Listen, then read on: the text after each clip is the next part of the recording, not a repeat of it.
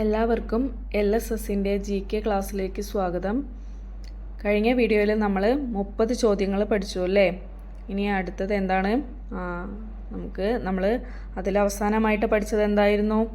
വിത്തിൽ നിന്നും ആദ്യം മുളച്ചു വരുന്ന ഭാഗം ഏതായിരുന്നു എന്നായിരുന്നു അല്ലേ ചോദിച്ചിരുന്നത്? ഏതായിരുന്നു? ബീജമൂലമായിരുന്നു അല്ലേ? ഇനി ആദ്യത്തെ ക്വസ്റ്റ്യൻ, അതിൻ്റെ തുടർന്നുള്ള ആദ്യത്തെ ചോദ്യമാണ് നമ്മൾ പഠിക്കുന്നത്. എന്താണ്? ബീജമൂലം എന്താണ്? ബീജമൂലം എന്തായി തീരുന്നു? എന്താണ് ബീജമൂലം എന്ന് പറഞ്ഞു കഴിഞ്ഞാൽ എന്താണ്? വിത്തിൽ നിന്നും ആദ്യം മുളച്ചു വരുന്ന ഭാഗത്തിനെയാണ് നമ്മൾ ബീജമൂലം എന്ന് പറയുന്നത് അല്ലേ? അത് നമ്മൾ കഴിഞ്ഞ വീഡിയോയിൽ പഠിച്ചു. ഈ ബീജമൂലം എന്തായി തീരുന്നു? അതാണ് നമ്മുടെ ആദ്യത്തെ ചോദ്യം. എന്തായിട്ടാണ് തീരുന്നത്? വേരായി മാറുന്നുണ്ട് അല്ലേ? ബീജമൂലം വേരായി മാറുന്നു. രണ്ടാമത്തെ ചോദ്യം, ബീജശീർഷം എന്തായി തീരുന്നു?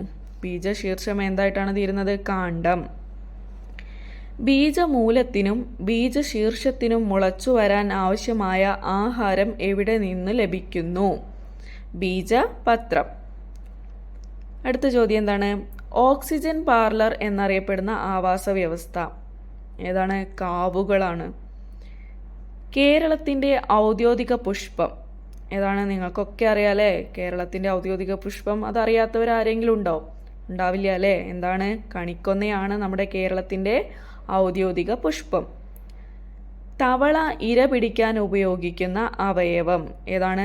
നാക്കിലെ നാക്കുപയോഗിച്ചിട്ടാണ് തവള ഇരയെ പിടിക്കുന്നത്. ഏഴാമത്തെ ചോദ്യം, മത്സ്യത്തിൻ്റെ ശ്വസനാവയവം ഏതാണ്? ശകുലങ്ങൾ അല്ലെങ്കിൽ ചെകിളപ്പൂക്കൾ എന്നാണ് അതിനെ പറയുന്നത്. അടുത്ത ചോദ്യം, കരയിൽ തവളയെ ശ്വസിക്കാൻ സഹായിക്കുന്ന അവയവം ഏതാണ്? മൂക്കാണ്. കേരളത്തിൻ്റെ ഔദ്യോഗിക മത്സ്യം ഏതായിരുന്നു? കരിമീൻ. അടുത്ത ചോദ്യം എന്താണ്?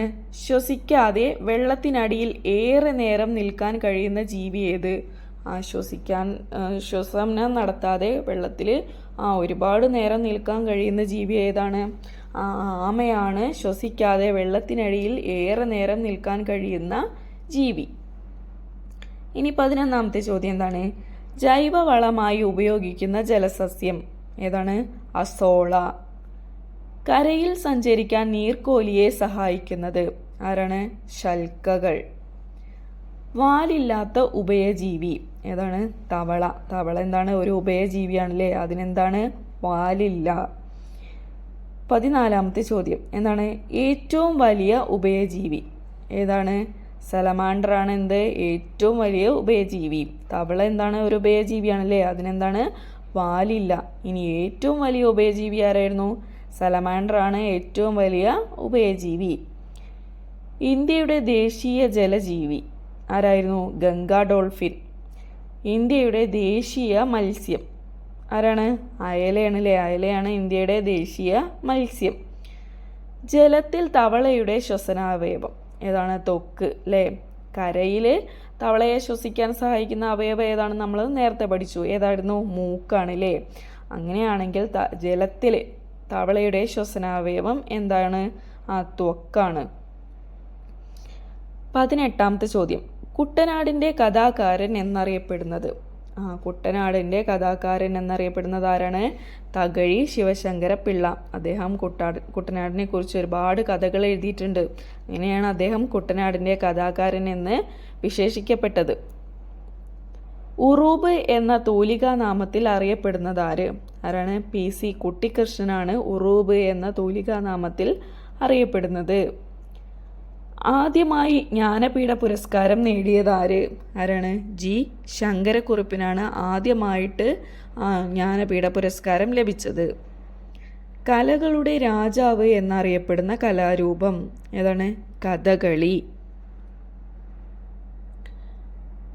മലയാള ഭാഷയുടെ പിതാവ് ആരാണ്? എഴുത്തച്ഛനാണ് മലയാള ഭാഷയുടെ പിതാവ്.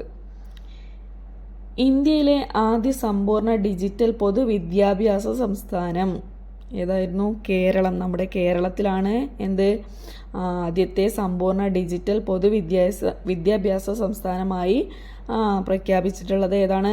നമ്മുടെ കേരളത്തിനെയാണ്.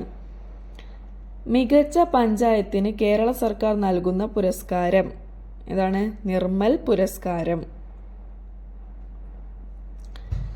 പുതിയ 20 രൂപ നോട്ടിൻ്റെ പുറകിൽ ആലേഖനം ചെയ്തിരിക്കുന്ന ചിത്രം. നമ്മുടെ 20 രൂപ കണ്ടിട്ടില്ലേ, അതിന് പുറകിലൊരു ചിത്രമുണ്ട്. അത് എന്തിൻ്റെ ചിത്രമാണ്? എല്ലോറ ഗുഹയുടെ ചിത്രമാണ്. അപ്പോൾ നമ്മുടെ പുതിയ 100 രൂപയുടെ പുറകിൽ നിങ്ങൾ കണ്ടിട്ടുണ്ടോ? എന്താണ്? റാണി കിവാവാണ് എന്ത്? പുതിയ 100 രൂപയുടെ ചിത്രത്തിൻ്റെ പുറകിൽ ആലേഖനം ചെയ്തിരിക്കുന്നത് എന്നാണ്? റാണി കിവാവാണ്. അങ്ങനെയാണെങ്കിൽ 200 രൂപയുടേതോ? സാഞ്ചി സ്തൂപാണ് കേട്ടോ. പിന്നെ 500 രൂപയുടേതോ? ചെങ്കോട്ട, റെഡ് ഫോർട്ട് അല്ലേ, ചെങ്കോട്ടയാണ് എന്ത്? 500 രൂപയിൽ ആലേഖനം ചെയ്തിരിക്കുന്ന ചിത്രം. ഇനി 50 രൂപയിലോ? ഹംപിയാണ് അല്ലേ, ഹംപിയാണ് എന്ത്? 50 രൂപയുടെ പുറകിൽ ആലേഖനം ചെയ്തിരിക്കുന്ന ചിത്രം. അങ്ങനെയാണെങ്കിൽ 2000 രൂപയുടെ പുറകിൽ ആലേഖനം ചെയ്തിരിക്കുന്ന ചിത്രം ഏതാണ്? മംഗൾയാനാണ് 2000 രൂപയുടെ പുറകിൽ ആലേഖനം ചെയ്തിരിക്കുന്ന ചിത്രം. അപ്പോൾ നമ്മൾ 20 രൂപ നോട്ടിൻ്റെ പുറകിൽ ആലേഖനം ചെയ്തിരിക്കുന്ന ചിത്രം ഏതാണെന്നാണ് പറഞ്ഞത്? എല്ലോറ ഗുഹ അല്ലേ. അതുപോലെ നമ്മൾ 100ൻ്റെയും 200ൻ്റെയും 500ൻ്റെയും 50ൻ്റെയും 2000ൻ്റെയും പൈസയുടെ പുറകിൽ ആലേഖനം ചെയ്തിരിക്കുന്ന ചിത്രങ്ങൾ ഏതൊക്കെയാണെന്ന് കണ്ടെത്തി അല്ലേ. ഇനി അടുത്ത ചോദ്യം എന്താണ്? PPE കിറ്റിൻ്റെ പൂർണ്ണരൂപം എന്താണ്? PPE കിറ്റ് നമ്മുടെ കൊറോണയുടെ സമയത്തൊക്കെ അല്ലേ, നിങ്ങൾ കണ്ടിട്ടില്ലേ, ദേഹം മൊത്തം കവർ ചെയ്യുന്ന ഒരു പ്ലാസ്റ്റിക് കവറിൻ്റെ ഒരു ഡ്രസ്സ് പോലെയുള്ളൊരു ഇതിട്ടിട്ട് എന്തായിരുന്നു ആ കിറ്റ്? PPE കിറ്റാണല്ലേ അതിന് പറയുക. അതിൻ്റെ മുഴുവൻ, ഈ PPE എന്ന് പറയുന്ന വാക്കിൻ്റെ മുഴുവൻ പൂർണ്ണരൂപം ഏതാണ്? പേഴ്സണൽ പ്രൊട്ടക്റ്റീവ് എക്യുപ്മെൻറ്റ് കിറ്റാണ് എന്ത്? PPE കിറ്റ് എന്ന് പറയുന്നത് അല്ലേ. അടുത്ത ചോദ്യം എന്താണ്? 2020 എഴുത്തച്ഛൻ പുരസ്കാര ജേതാവ് ആരായിരുന്നു? പോൾ സക്കറിയ. ഇനി അടുത്ത ചോദ്യം എന്താണ്? 2020 വയലാർ പുരസ്കാര ജേതാവ് ആരാണ്? ഏഴാഞ്ചേരി രാമചന്ദ്രൻ. അദ്ദേഹത്തിൻ്റെ ഒരു വെർജീനിയൻ വെയിൽക്കാലം എന്ന കൃതിക്കായിരുന്നു അദ്ദേഹത്തിന് വയലാർ പുരസ്കാരം 2020 ലഭിച്ചത്. ഇനി അടുത്ത ചോദ്യം എന്താണ്?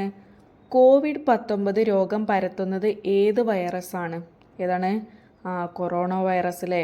SARS-CoV-2 എന്ന കൊറോണ വൈറസാണ് എന്ത്? COVID-19 പരത്തുന്നത്. ഇനി അടുത്ത ചോദ്യം എന്താണ്? വിദ്യാർത്ഥികളുടെ അന്തർദേശീയ പ്രസ്ഥാനമായ ഫ്രൈഡേ ഫോർ ഫ്യൂച്ചറിന് രൂപം നൽകിയത് ആര്? വിദ്യാർത്ഥികളുടെ അന്തർദേശീയ പ്രസ്ഥാനമായ ഫ്രൈഡേ ഫോർ ഫ്യൂച്ചറിന് രൂപം നൽകിയത് ആര്? ആരാണ്? ഗ്രേറ്റ് ട്യൂബൻബർഗ് ആണ് എന്ത്? വിദ്യാർത്ഥികളുടെ അന്തർദേശീയ പ്രസ്ഥാനമായ ഫ്രൈഡേ ഫോർ ഫ്യൂച്ചറിന് രൂപം നൽകിയത്. ഇന്ത്യയുടെ ഹോക്കി മാന്ത്രികൻ എന്നറിയപ്പെടുന്നത് ആരാണ്? ധ്യാൻ ചന്ദ് അല്ലേ. ദേശീയ കായിക ദിനം എന്നാണ്? ഓഗസ്റ്റ് 29 നമ്മൾ ദേശീയ കായിക ദിനമായി ആചരിക്കുന്നത്. ഇനി എന്താണ് അടുത്ത ചോദ്യം? സന്തോഷ് ട്രോഫി ഏത് കളിയുമായി ബന്ധപ്പെട്ടിരിക്കുന്നു? ഏത് കളിയുമായി ബന്ധപ്പെട്ടതാണ് സന്തോഷ് ട്രോഫി? ഫുട്ബോളുമായി ബന്ധപ്പെട്ടതാണ് എന്ത്? സന്തോഷ് ട്രോഫി. ഇനി അടുത്ത ചോദ്യം എന്താണ്? ഏറ്റവും വലിയ ഗ്രഹം ഏതാണ്? വ്യാഴമാണ് ഏറ്റവും വലിയ ഗ്രഹം. ഇനി അടുത്ത ചോദ്യം. കാനായി കുഞ്ഞുരാമൻ ഏത് കലയുമായി ബന്ധപ്പെട്ടിരിക്കുന്നു? കാനായി കുഞ്ഞുരാമൻ ഏത് കലയുമായിട്ടാണ് ബന്ധപ്പെട്ടിരിക്കുന്നത്? ഏതാണ്? ശില്പകല. അടുത്ത ചോദ്യം എന്താണ്? കഥകളിയിൽ നല്ല സ്വഭാവ നടന് നൽകുന്ന വേഷം ഏതാണ്? പച്ച അല്ലേ. കഥകളിയിൽ 5 വേഷങ്ങളാണ് ഉള്ളത്. ഏതൊക്കെയാണ്? പച്ച, കത്തി, മിനുക്ക്, താടി, കരി. അതിൽ ഏറ്റവും നല്ല സ്വഭാവ നടന് നൽകുന്ന വേഷം ഏതാണ്? പച്ച. ആരുടെ ജന്മദിനമാണ് ഗണിത ദിനമായി ആചരിക്കുന്നത്? ആരുടേതാണ്? രാമാനുജൻ. ഇനി അടുത്ത ചോദ്യം എന്താണ്? കേരളത്തിലെ കണ്ടൽക്കാടുകളുടെ രക്ഷകൻ എന്നറിയപ്പെട്ടിരുന്ന വ്യക്തി ആരാണ്? കല്ലേൻ പൊക്കുടൻ. കേരള സിംഹം എന്നറിയപ്പെടുന്നത് ആരാണ്? പഴശ്ശിരാജ അല്ലേ. കേരളവർമ്മ പഴശ്ശിരാജയാണ് കേരള സിംഹം എന്നറിയപ്പെടുന്നത്. ഇന്ത്യയുടെ മിസൈൽ മാൻ എന്നറിയപ്പെടുന്നത് ആരാണ്?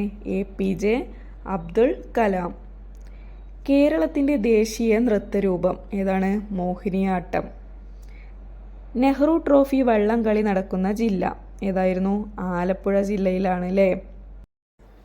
നവകേരള മിഷന്റെ ഭാഗമായി ആരോഗ്യ മേഖലയിൽ നടപ്പാക്കി വരുന്ന പദ്ധതിയുടെ പേരെന്ത്? എന്താണ്? ആർദ്രം. ഏറ്റവും ഒടുവിൽ രൂപീകൃതമായ കേരളത്തിലെ കോർപ്പറേഷൻ ഏതാണ്? കണ്ണൂർ കോർപ്പറേഷനാണ് ഏറ്റവും ഒടുവിൽ രൂപീകൃതമായിട്ടുള്ളത്.